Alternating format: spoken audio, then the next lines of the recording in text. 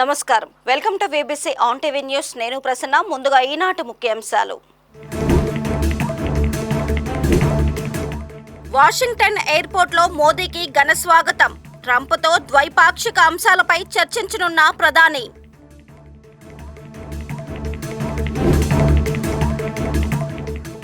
పేదల ఇళ్లకు వైసీపీ గండి కొట్టిందన్న మంత్రి పార్థసారథి. 1,00,000కు పైగా లబ్ధిదారులను తొలగించిందని వెల్లడి.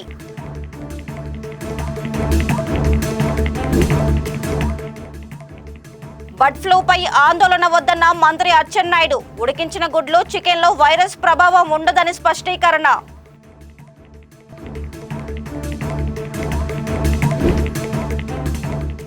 మాఘ పౌర్ణమికి జనసంద్రంగా త్రివేణి సంగమం. 2 కోట్ల మంది పుణ్యస్నానాలు. యూపీ ప్రభుత్వం విస్తృత ఏర్పాట్లు. ఫ్రాన్స్ పర్యటనను విజయవంతంగా ముగించుకున్న ప్రధాని మోదీ అమెరికాలోని వాషింగ్టన్ చేరుకున్నారు. అమెరికాలోని భారత రాయబారి వినయ్ మోహన్ క్వాత్రా ఇతర అధికారులు ప్రధానికి విమానాశ్రయంలో ఘనంగా స్వాగతం పలికారు. భారత సంతతికి చెందిన ప్రజలు అత్యంత కనిష్ట ఉష్ణోగ్రతలను సైతం లెక్క చేయకుండా ప్రధానికి స్వాగతం పలికేందుకు ఉత్సాహంగా విమానాశ్రయానికి వచ్చారు. అమెరికా అధ్యక్షుడిగా డొనాల్డ్ ట్రంప్ ప్రమాణ స్వీకారం తర్వాత ప్రధాని మోదీ తొలిసారిగా అమెరికా సందర్శిస్తున్నారు.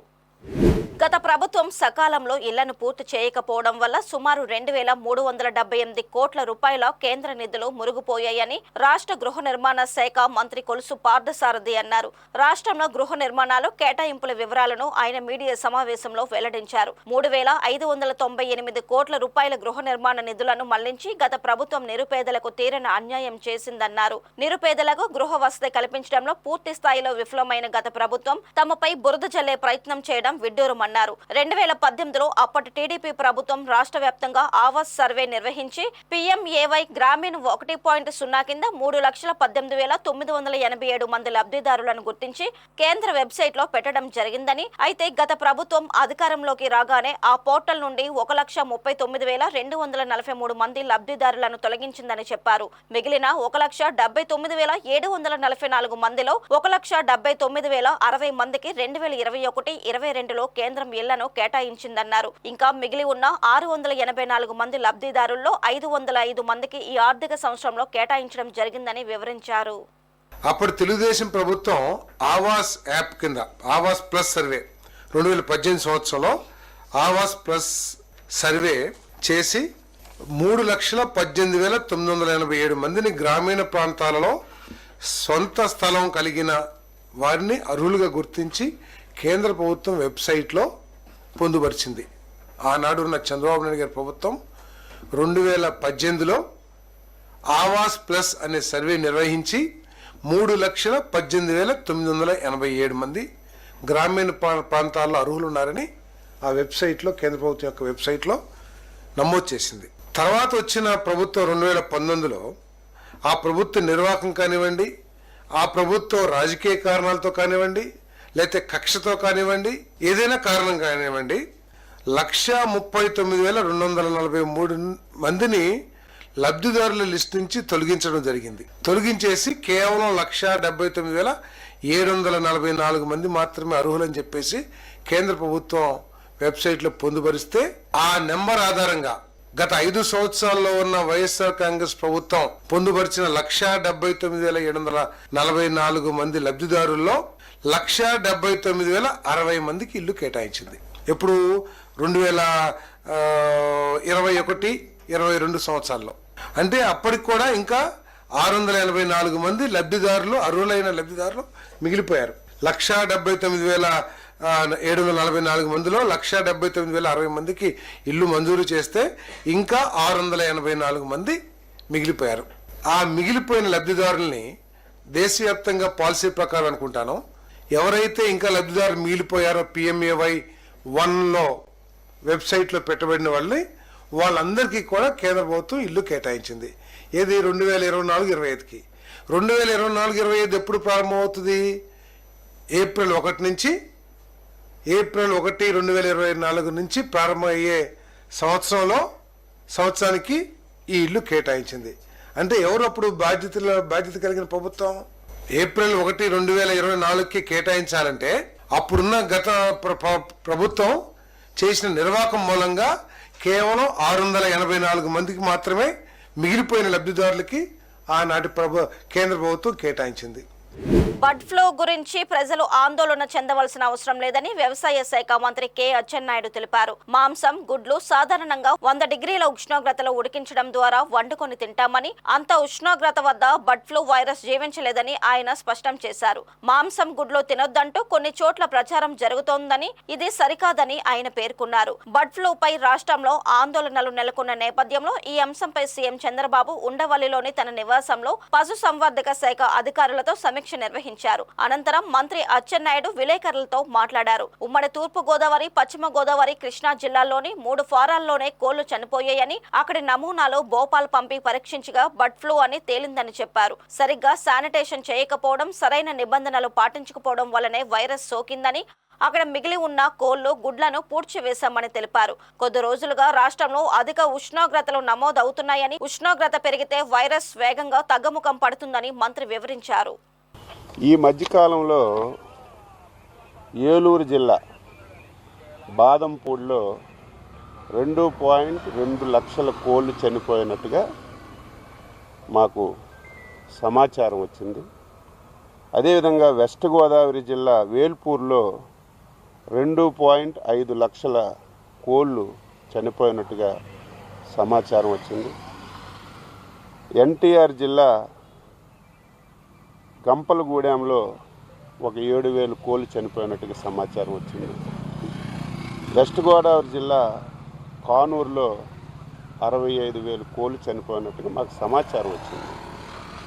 వెంటనే రాష్ట్ర ప్రభుత్వం అలర్ట్ అయి అధికార యంత్రాంగానికి పంపించి అక్కడ ఏవైతే చనిపోయే బర్డ్స్ అన్నీ కూడా అత్యంత ఆధునికమైనటువంటి ల్యాబ్ భోపాల్లో ఉంటే అక్కడ పంపించాం. అసలు ఏ కారణంతో చనిపోతున్నాయి, ఏ వ్యాధితో చనిపోతున్నాయని పంపించిన తర్వాత నిన్న రిపోర్ట్ కూడా వచ్చింది. అవి బర్డ్ ఫ్లూతో కూడా చనిపోయాయని చెప్పి రిపోర్ట్ వచ్చింది. వెంటనే డిపార్ట్మెంట్కి అలర్ట్ చేసి మళ్ళీ ఈ పౌల్ట్రీల్లో ఇంకేమైనా మిగిలి ఉన్నాయా అని చెప్పి పంపిస్తే 14,000 కోళ్ళు ఇంక మిగిలింటే ఒక 340 గుడ్లు ఈ 4 పౌల్ట్రీస్లో ఉంటే అవన్నీ తీసి మనమే చంపి పోడ్చడం జరిగింది. ఏవైతే ఈ పౌల్ట్రీస్లో వచ్చాయో ఆ పౌల్ట్రీస్ అన్నీ రెడ్ జోన్లోకి తీసుకొచ్చాం. ఆ పౌల్ట్రీస్కి దగ్గర ఉన్నటువంటి 10 కిలోమీటర్లో షాపులన్నీ కూడా క్లోజ్ చేయించాం.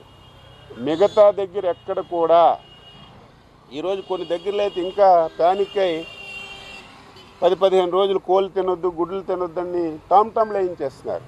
రాష్ట్ర ప్రభుత్వం తరఫున స్పష్టంగా హామీ ఇస్తున్నాం, దీని నుంచి ఆందోళన చెందవలసిన అవసరం లేదు. ఇది పూర్తిగా తగ్గుముఖం పట్టింది. దానికి కారణం ఏమిటంటే టెంపరేచర్ ఎంత ఎక్కువగా పెరిగితే అంత వేగంగా ఈ వ్యాధి తగ్గుముఖం పడుతుంది. అన్ని జాగ్రత్తలు తీసుకుంటున్నాం. ప్రయాగ్రాజ్లో జరుగుతున్న కుంభమేళాలో మాఘ పూర్ణిమ సందర్భంగా సుమారు 2 కోట్ల మంది భక్తులు సంగమంలో పుణ్యస్నానాలు ఆచరించారు. మాఘ పూర్ణిమ సమయంలో గంగా, యమున, సరస్వతి నదిలో త్రివేణి సంగమంలో స్నానం చేయడం శుభప్రదంగా భావించి అనేక మంది పుణ్యస్నానాలు ఆచరించడం పరిపాటి. అందులోనూ కుంభమేళా కావడంతో భక్తులు లెక్కకు మిక్కిలిగా ఇక్కడికి వచ్చారు. సాధువులు, మఠాధిపతులు, వివిధ ఆధ్యాత్మిక పీఠాల అధిపతులు పెద్ద సంఖ్యలో మాఘ పూర్ణిమ నాడు పవిత్ర స్నానాలు చేశారు. త్రివేణి సంగమం వద్ద సాధువులు భక్తులపై పూలవర్షం కురిపించేలా ప్రభుత్వం ప్రత్యేక ఏర్పాట్లు చేసింది. మాఘ పూర్ణిమ సందర్భంగా రద్దీని నివారించడం కోసం లోపలికి వెళ్లడానికి, తిరిగి రావడానికి ప్రత్యేక మార్గాలను ఏర్పాటు చేశారు. అలాగే డ్రోన్లు, హెలికాప్టర్లు, సీసీ కెమెరాల ద్వారా మేళా ప్రాంతంలో భద్రతను పర్యవేక్షించారు. కాగా కుంభమేళాలో ఇప్పటి వరకు దాదాపు 48 కోట్ల 25 లక్షల మంది భక్తులు పుణ్యస్నానాలు ఆచరించినట్లు ఉత్తరప్రదేశ్ ప్రభుత్వం వెల్లడించింది. తిరుమల శేషాచలం అడవుల్లోని పుణ్య తీర్థాల్లో ఒకటైన శ్రీరామకృష్ణ తీర్థ ముక్కోటి వేడుకగా జరిగింది. ప్రతి ఏటా మాఘ పౌర్ణమి నాడు శ్రీరామకృష్ణ తీర్థ ముక్కోటి నిర్వహించడం ఆనవాయితీ. ఈ సందర్భంగా శ్రీవారి ఆలయం నుంచి అర్చక బృందం ఊరేగింపుగా బయలుదేరి శ్రీరామకృష్ణ తీర్థానికి చేరుకొని అక్కడ కొలువై ఉన్న శ్రీరామచంద్రమూర్తి, శ్రీకృష్ణ భగవానుల విగ్రహాలకు పాలు, పెరుగు, చందనం తదితర సుగంధ ద్రవ్యాలతో అభిషేకం నిర్వహించి నైవేద్యాలు సమర్పించారు. ఈ ఉత్సవాలకు వచ్చిన భక్తుల కోసం పాప వినాశనం డ్యాం వద్ద శ్రీవారి మంది సేవకులు అల్పాహారాలను పంపిణీ చేశారు. తీర్థం వద్ద టీటీడీ వైద్య విభాగం ఆధ్వర్యంలో వైద్య శిబిరం ఏర్పాటు చేసి భక్తులకు మందులు పంపిణీ చేశారు.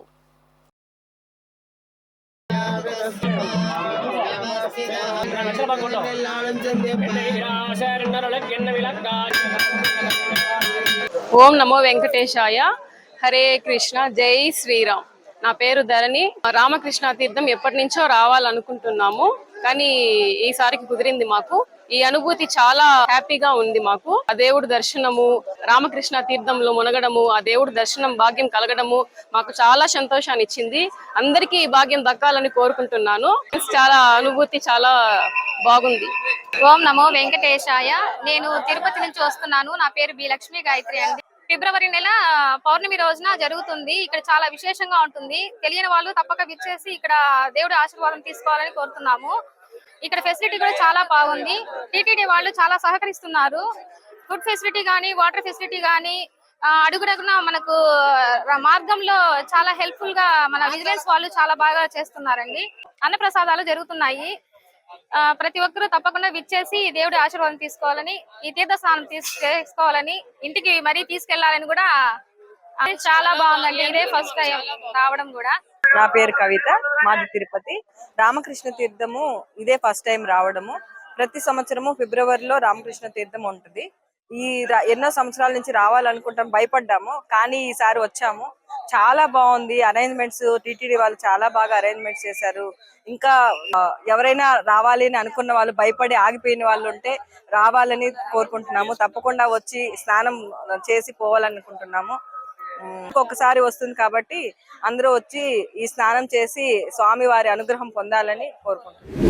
తిరుపతి జిల్లా శ్రీకాళహస్తీశ్వర ఆలయంలో త్రిశూల స్నానం ఉత్సవాన్ని ఘనంగా నిర్వహించారు. మహాశివరాత్రి బ్రహ్మోత్సవాలకు ముందుగా నిర్వహించే ఈ ఉత్సవాన్ని సద్యోముక్తి వ్రతం అని కూడా అంటారు. ఈ ఉత్సవాన్ని మాఘ పౌర్ణమి నాడు స్వర్ణముఖ నదిలో నిర్వహించడం ఆచారం. ఈ ఉత్సవాలతో మహాశివరాత్రి బ్రహ్మోత్సవాలకు శ్రీకారం చుట్టినట్టు అవుతుంది. ఈ సందర్భంగా సద్యోముక్తి వ్రతం ప్రాశస్త్యాన్ని ఆస్థాన వేద పండితులు భక్తులకు వివరించారు. త్రిశూలాన్ని పవిత్ర స్వర్ణముఖి నది జలాలతో ప్రక్షాళనం చేసి ఉత్సవ మూర్తులకు అభిషేకాలు, ప్రత్యేక పూజలు చేసి అనంతరం 4 మాడవీధుల్లో స్వామి అమ్మవార్లను ఊరేగించారు.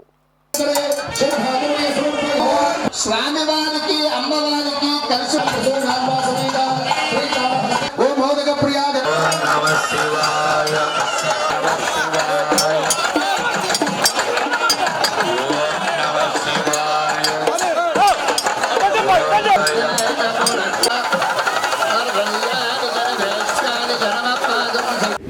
ఏలూరు జిల్లాలో గల పట్టిసీమ శ్రీ భద్రకాళి సమేత వీరభద్రస్వామి దేవస్థానం వద్ద మహాశివరాత్రి సందర్భంగా జరుగుతున్న బందోబస్తు ఏర్పాట్లను జిల్లా ఎస్పీ శివకిషోర్ ప్రతాప్ పరిశీలించారు. ఆలయ ధర్మకర్త కొచ్చర్లకోట వీరభద్రరావు ఎస్పీకి శివరాత్రి పండుగ రోజు జరగబోయే కార్యక్రమాల గురించి వివరించారు. మహాశివరాత్రి పండుగ నేపథ్యంలో భద్రతా ఏర్పాట్లపై పోలవరం డీఎస్పీ ఎం వెంకటేశ్వరరావును అడిగి తెలుసుకున్నారు. ఈ సందర్భంగా జిల్లా ఎస్పీ మాట్లాడుతూ మహాశివుని దర్శనానికి వచ్చే భక్తులకు ఎలాంటి భద్రత, ట్రాఫిక్ సమస్యలు కలగకుండా గట్టి బందోబస్తు నిర్వహిస్తామని చెప్పారు. క్యూ లైన్ల వద్ద తొక్కిసలాట జరగకుండా చర్యలు తీసుకుంటామని తెలిపారు. మహాశివరాత్రి పండుగ దేవాదాయ, రెవెన్యూ అధికారుల సమన్వయంతో సాఫీగా జరిగేలా చూడాలని పోలీస్ అధికారులకు సూచించామన్నారు. ఈ కార్యక్రమంలో ఆలయ EO Chaganti Suresh Naidu, Polavaram CI Balasuresh, SI Pavan Kumar పాల్గొన్నారు.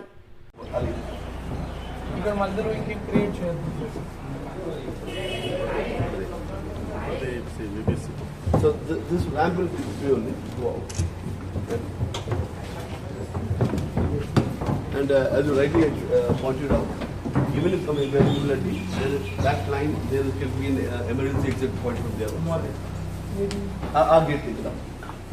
అంటే అక్కడికి ఎలా వెళ్ళాలి? ఇది ఓపెన్ గానే ఉంటుందండి. ఇదంతా ఓపెన్ ఉందా? ఇదంతా ఇంకా ఓపెన్. అలాగే ఓపెన్ గా ఎందుకు పెడతారంటే డిస్పర్స్మెంట్ బాగుంటుంది సార్. లేకపోతే ఏంటవుతుంది, ద మూమెంట్ రిస్ట్రిక్టెడ్ ఏరియా ఏం వెళ్ళదు సార్. ఇక్కడ నుంచి వెళ్తారు, ఇదంతా ఓపెన్ పెట్టేస్తారు. Sir it is coming from generation because of this construction. కూర్చొని ఎక్కువ వేసుకుంటారు. దీపాలు పెట్టడం అంటే కొంచెం రెసిడెన్సీ చేస్తారు. దాన్ని సెక్యూర్ చేసుకోవడానికి వాలంటీర్స్ స్టాఫ్ కూడా ట్రై చేయాలి. అంటే బిలీఫ్ ఉంది కదా సార్, కొన్ని బిలీఫ్స్ ఉంటాయి. బట్ అలో చేస్తారా? అక్కడికి కొంచెం అక్కడ దాకా చేసి ఏదైనా ఉంటుంది సార్. కానీ అది చేయడం వల్ల ఏంటంటే ఎక్కువసేపు స్టాగ్నేట్ అవుతారు సార్ పబ్లిక్. మన ఫిబ్రవరి 26 మహాశివరాత్రికి సంబంధించి ఈ పంచక్షేత్రాల్లో ఒక క్షేత్రమైన పట్టిసీమలో విరివిగా జనాలు వస్తారు కాబట్టి అక్కడికి సంబంధించిన ఆ రోజుకి కావాల్సిన బందోబస్తు ఏర్పాట్లను ఒకసారి చూసి ప్లానింగ్ కోసం ఈరోజు విజిట్ చేయడం జరిగింది. భక్తులకి ఎట్లాంటి ఇబ్బందులు లేకుండా ఈ గోదావరి దాటుకొని వాళ్ళు క్షేమంగా స్వామివారి దర్శనం చేసుకొని క్షేమంగా రిటర్న్ అవ్వడానికి కావాల్సిన ఏర్పాట్లన్నీ చేస్తున్నాం. Thank you. మాఘ పౌర్ణమి సందర్భంగా శ్రీకాకుళం ఎమ్మెల్యే గొండు శంకర్ ఎన్టీఆర్ కుమారుడు రామకృష్ణ బాబు అరసవల్లి శ్రీ సూర్యనారాయణ స్వామివారిని దర్శించుకున్నారు. దేవస్థానం అధికారులు వీరిని లోపలికి ఆహ్వానించగా ఆలయంలో వీరు క్షీరాభిషేకం, ప్రత్యేక పూజలు నిర్వహించారు. అనంతరం వీరు ఆలయం లోపల వివిధ ఉప ఆలయాలను, శిల్ప సంపదను పరిశీలించారు. అనివెట్టి మండపంలో వేద పండితులు ఆశీర్వచనం అందించగా అర్చకులు స్వామివారి ప్రసాదాన్ని అందజేశారు.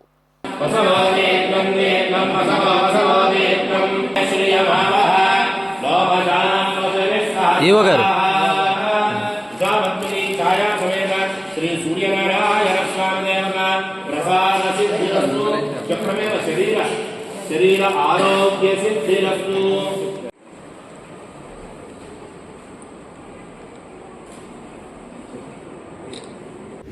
అనంతపురం జిల్లా గుంతకల్ నియోజకవర్గం ఎమ్మెల్యే గుమ్మనూరు జయరాం సోదరుడు, గుత్తి మండలం తెలుగుదేశం పార్టీ ఇన్ఛార్జ్ గుమ్మనూరు నారాయణ కుటుంబ సమేతంగా రంగనాథ స్వామివారి కళ్యాణ మహోత్సవంలో పాల్గొన్నారు. గుత్తి మండలం తొండపాడు గ్రామంలో జరుగుతున్న బ్రహ్మోత్సవాల సందర్భంగా వారు స్వామివారికి పట్టు వస్త్రాలు సమర్పించారు. ఈ కార్యక్రమంలో గుత్తి సీఐ వెంకటేశ్వర్లు, ఆలయ అధికారులు, కూటమి పార్టీల నాయకులు పాల్గొన్నారు.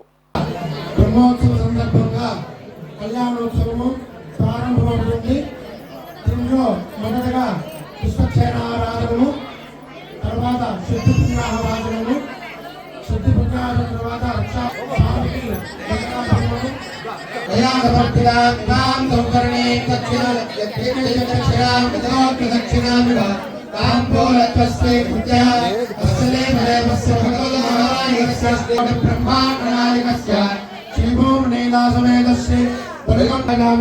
విశ్వక్షేణావాహయామి పుష్పక్షేణాయ నమః ఆసనార్థం పుష్పక్షేణమావాహ ఓం పుష్పక్షేణాయ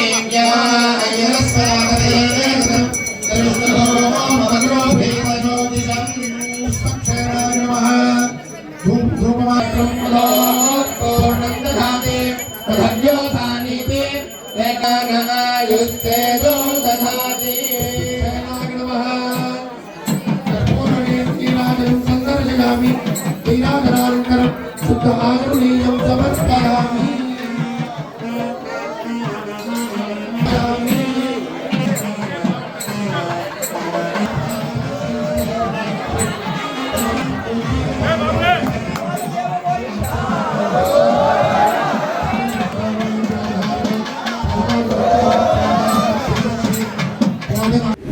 ఇండియన్ ఆర్మీ, పాకిస్తాన్ టెర్రరిస్టుల మధ్య జరిగే యాక్షన్ థ్రిల్లింగ్ సన్నివేశాలతో రూపొందించిన చిత్రమే mission 007. Mahankali picture production banner పై ఈ చిత్రం మార్చిలో విడుదలవుతుండగా ఆడియో రిలీజ్ ఫంక్షన్ విశాఖ పౌర గ్రంథాలయంలో ఘనంగా జరిగింది. GVMC deputy mayor Jiyani Sridhar ముఖ్య అతిథిగా హాజరై కార్యక్రమాన్ని ప్రారంభించారు. హీరోగా భరత్ చౌదరి, హీరోయిన్ గా ప్రియాంక నంది జంటగా నటించారు. చిత్రానికి నిర్మాత మహంకాళి నాగమహేష్ కాగా జైమోహన్ కాంత్ దర్శకత్వం వహించారు. చిత్రం నేపథ్యాన్ని బృందం సభ్యులు సభలో వివరించారు.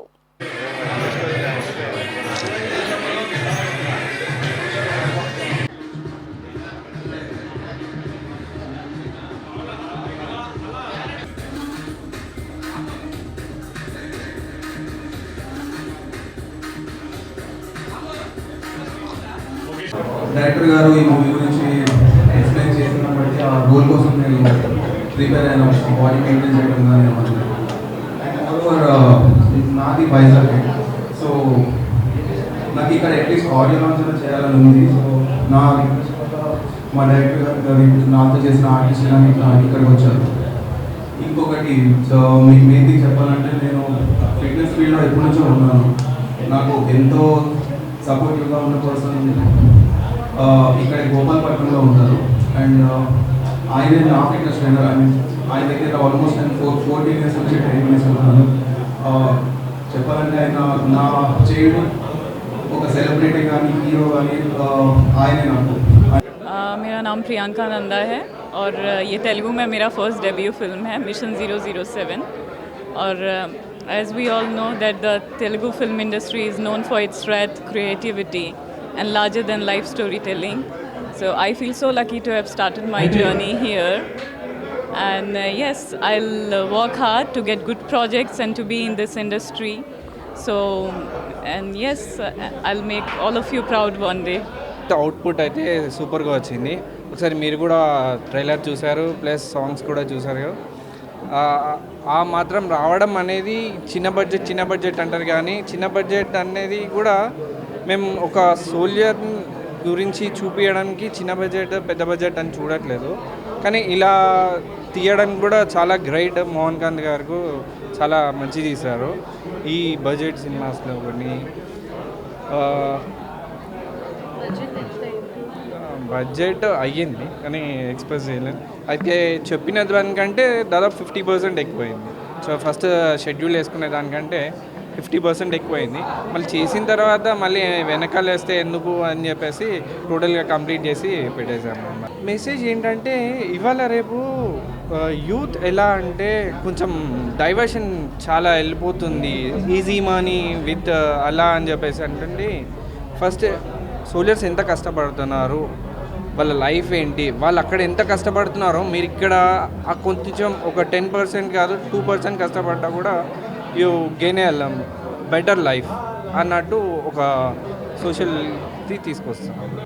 తిరుమల శ్రీవారిని తండేల్ సినిమా బృందం దర్శించుకుంది. హీరో నాగ చైతన్య, హీరోయిన్ సాయి పల్లవి, అల్లు అరవింద్ సహా సినిమా బృందం దర్శించుకొని మొక్కులు తీర్చుకున్నారు. స్వామివారి దర్శనం అనంతరం రంగనాయకుల మండపంలో అర్చకులు వారికి వేద ఆశీర్వచనం అందించారు. టీటీడీ అధికారులు స్వామివారి తీర్థ ప్రసాదాలు అందజేశారు. ఆలయం బయట సినిమా సభ్యులతో ఫోటోలు తీసుకోవడానికి భక్తులు పోటీ పడ్డారు.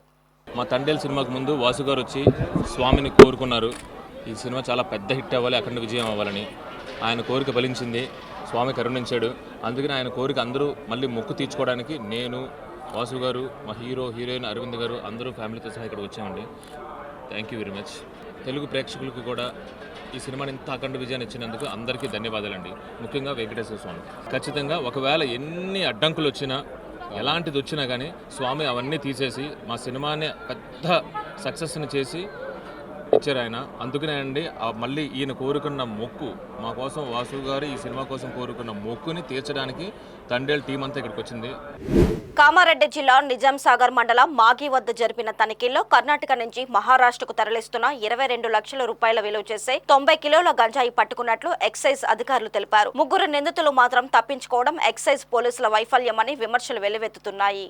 ఈ సందర్భంగా బాన్సువాడ ఎక్సైజ్ పోలీస్ స్టేషన్లో నిర్వహించిన మీడియా సమావేశంలో ఎక్సైజ్ డిప్యూటీ కమిషనర్ సోమిరెడ్డి వివరాలు వెల్లడించారు. నిందితుల నుంచి స్కార్పియో బైకులను స్వాధీనం చేసుకున్నామని తెలిపారు. అలాగే నిందితులు పాలపు తిరుపతి, గేలోత్ సత్యంను అరెస్టు చేసి రిమాండ్కు తరలించినట్లు తెలిపారు. మరో 3 తప్పించుకొని మరో వాహనంలో పరారైనట్లు ఆయన పేర్కొన్నారు. నిజామాబాద్, అదేవిధంగా అసిస్టెంట్ కమిషనర్ ఎన్ఫోర్స్మెంట్ నిజామాబాద్, మాకు ఉన్నటువంటి రిలయబుల్ ఇన్ఫర్మేషన్ ప్రకారం ఈ గాంధారి మండల్లో జమిలి తండా అనే విలేజ్ సంబంధించినటువంటి ప్రధాన అక్యూజులు 3 ఉన్నటువంటి వాళ్ళు గెలాల్ సత్నం అండ్ అదే గెలావత్ సత్నము, వినోద్ అండ్ అదేవిధంగా శ్రీనివాసు అండ్ డప్పు శంకర్, వీళ్ళ ఆధ్వర్యంలో తిరుపతి అనే వ్యక్తి, ఇతను కూడా సదాశివ నగర్ లో ఉంటున్నాడు. ఇతను ప్రాపర్ అయితే వచ్చేసి గుండాల మండలం, అంబాల, నల్గొండ జిల్లా. వీళ్ళందరూ కలిసి గాంజాని ఆంధ్ర ఒరిస్సా బోర్డర్ నుంచి తీసుకొచ్చేసి వాళ్ళు డంపు కర్ణాటక సరిహద్దులో డంపు పెట్టేసుకుని అవసరం ఉన్నప్పుడు వాళ్ళు అవసరం ఉన్న వ్యక్తులకు ఇవ్వడం జరుగుతుంది. పెద్ద మొత్తంలో దీన్ని నాందేడు పంపిస్తారని తెలిసిన సమాచారం మేరకు వాళ్ళని మేము ట్రేస్ అవుట్ చేసి నిజాం సాగర్ దగ్గర, అంటే మనకి పర్టికులర్ ప్లేస్ వచ్చేసి నిన్న ఈ రోజు ఉదయం ఎర్లీ అవర్స్ లో మార్నింగ్ 5:30కి మా ఎక్సైజ్ సిబ్బంది ఎన్ఫోర్స్మెంట్, డిటిఎఫ్ ఎన్ఫోర్స్మెంట్ నుంచి ఇన్స్పెక్టర్ స్వప్న, అదేవిధంగా ఎస్ఐ శ్రీరామ్, మన రామ్ కుమార్, అదేవిధంగా మా డిటిఎఫ్ సిఐ సుందాల్ సింగ్, వాళ్ళకి ఎస్ఐ శరత్ కుమార్, మిగతా సిబ్బంది హమీదు అండ్ విష్ణు, అవినాష్, సందీప్, 2 సందీప్లు ఉన్నారు, ఇంకా అభిషేక్. వీళ్ళందరూ కూడా వెహికల్ ని చెక్ చేస్తున్నప్పుడు ఈ వెహికల్ ఏదైతే మనకి 2 వెహికల్స్ వచ్చాయి, ఒకటేమో bike TS17 E998, Scorpio TG30 2589, ఇంకో కార్ కూడా ఉంది. అది మమ్మల్ని చాలా స్పీడ్ గా ఈ వెహికల్స్ ఆఫ్ చేయగానే ఆల్మోస్ట్ మా వాళ్ళ మీదకి వచ్చేంత స్పీడ్ చేసి వాళ్ళు పరారైపోయారు. అందులో 3 వ్యక్తులు పరారయ్యారు. దొరికిన వ్యక్తులు వచ్చేసి తిరుపతి, పాలపు తిరుపతి, సన్నాపెల్లయ్య. ఈరోజు ప్రధాన ఏవైతే వెహికల్ ఉందో ఆ వెహికల్లో దొరికినటువంటి ఆ వెహికల్ నడుపుతున్నటువంటి వ్యక్తి. అతని అంబాల గ్రామం, గుండాల మండలం, నల్గొండ, ఏజ్ 24. అతను జేసీబీ బిజినెస్ చేస్తూ దాంతో అదనంగా ఈ బిజినెస్ కూడా చేస్తున్నాడు. 2 జేసీబీలు కూడా ఉన్నాయంట అతనికి, తర్వాత ఎంక్వైరీలో తెలిసింది. ఇప్పుడు గెలత్ సత్నం అనే అతను అతని దగ్గర పనిచేస్తాడు సత్నం అనే అతను. ఈ సత్నంని జమిని తండాని అతనితో పాటు కలిసి ఇంకో 3 సీను, డప్పు శంకర్, వినోద్, ఈ 3 కలిసి ఈ బిజినెస్ చేస్తున్నారు. వీళ్ళు నిజాం సాగర్ దగ్గర మనకి చౌరస్తా, నిజాం సాగర్ చౌరస్తా, మ్యాగీ అనే విలేజ్ దగ్గర, నరసింహరావుపల్లి నుంచి నిజాం సాగర్ రోడ్లో మ్యాగీ చౌరస్తా దగ్గర మేము సీజ్ చేయడం జరిగింది. దాంట్లో మొత్తం వచ్చేసి 45 ఉన్నాయి ఇలాంటి ప్యాకెట్లు, 45. దాంట్లో 2.01, 2.17 అలా డిఫరెంట్ క్వాంటిటీస్ మొత్తం కలిపితే 90 కేజీల 830 గ్రాములు. కామారెడ్డి పట్టణంలో గత వారం రోజుల నుంచి పలు ప్రాంతాల్లో స్పెషల్ డ్రైవ్ ద్వారా ట్రాఫిక్ పోలీసులు వాహనాలు తొలగిస్తున్నారు. ఇక్కడ station road, Subhash road, Sircilla road, పాత NH7 రోడ్డులో ట్రాఫిక్ క్రేన్ సహాయంతో రోడ్డు పక్కన పార్కింగ్ చేసిన వాహనాలను సీజ్ చేసి జరిమానాలు విధించారు. రోడ్లపై దుకాణాల బోర్డులు పెట్టిన వ్యాపారులకు కౌన్సిలింగ్ ఇచ్చి ఆక్రమణలను తొలగించారు. ఈ సందర్భంగా పట్టణ ట్రాఫిక్ సీఐ చంద్రశేఖర్ రెడ్డి పర్యవేక్షణలో ఎస్ఐ మహేష్ సిబ్బందితో కలిసి చేసి మొత్తం 24 వాహనాలు సీజ్ చేశారు.